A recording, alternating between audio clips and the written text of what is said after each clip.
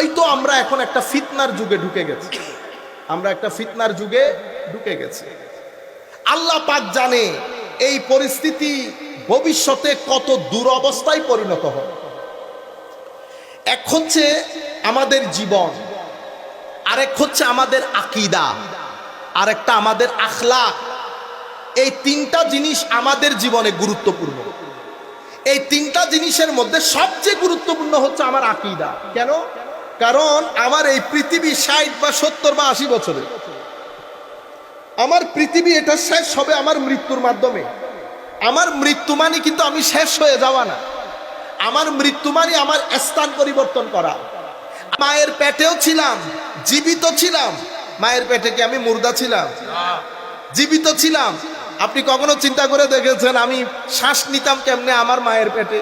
কোনো জানালা আছে? কোনো দরজা আছে? তো আমি দরজা জানালা বাদে শ্বাস নিয়েছি, খাদ্য গ্রহণ করেছি, হাসি ঠাট্টা করেছি, আমার মায়ের সাথে খেলেছি।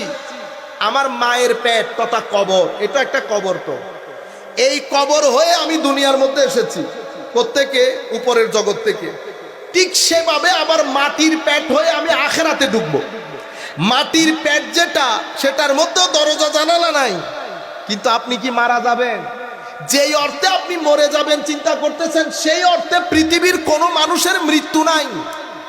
সেটা হিন্দু হোক, বুদ্ধ হোক, মুসলিম হোক, খ্রিস্টান হোক, যেই মানুষ একবার অস্তিত্বে এসেছে তার কোনো মরণ নাই।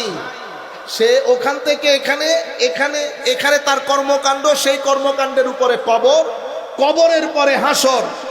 কেউ জান্নাতে, কেউ জাহান্নামে। এখানেও চিরস্থায়ী, এখানেও চিরস্থায়ী। আপনি বিনাশ হচ্ছেন, এখানে কোনো বিনাশ হওয়া নাই। ডিপেন্ড করতেছে আমাদের উপর। সম্মানিত উপস্থিতি, আমাদের এখানে আমরা ঘর বানাই, ঠিক না? কারো ঘর অনেক শক্তিশালী, কঠিন, আর কারো ঘর নড়ে বড়ে।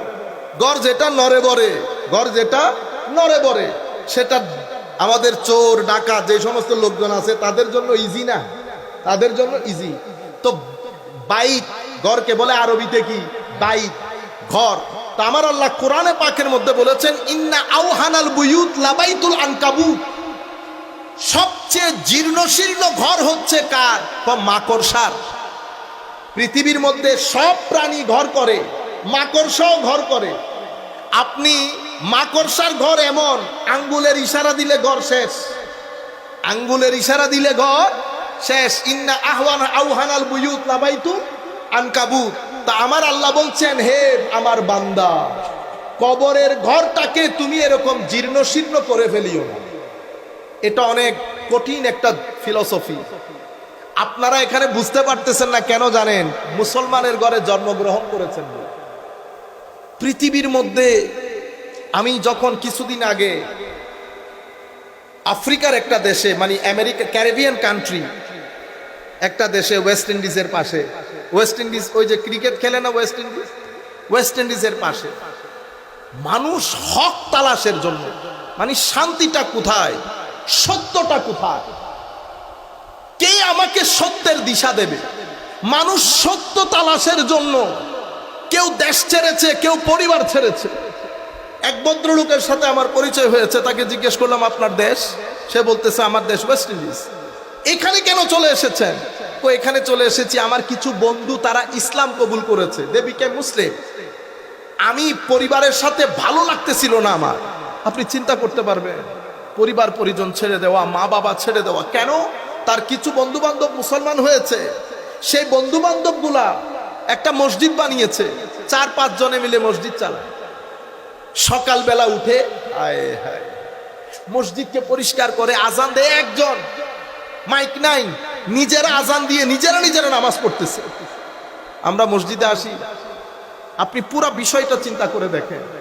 কেউ হকের তালাশের মধ্যে, সত্যের তালাশের মধ্যে। কেন? কারণ আপনি মুসলমান না হয়ে যদি অন্য ধর্মে জন্মগ্রহণ করতেন, আপনি বুঝতে পারতেন পৃথিবী কত কঠিন। এই ধর্মের মধ্যে আপনার ভিতরে একটা ইতমিনানের কালব আছে,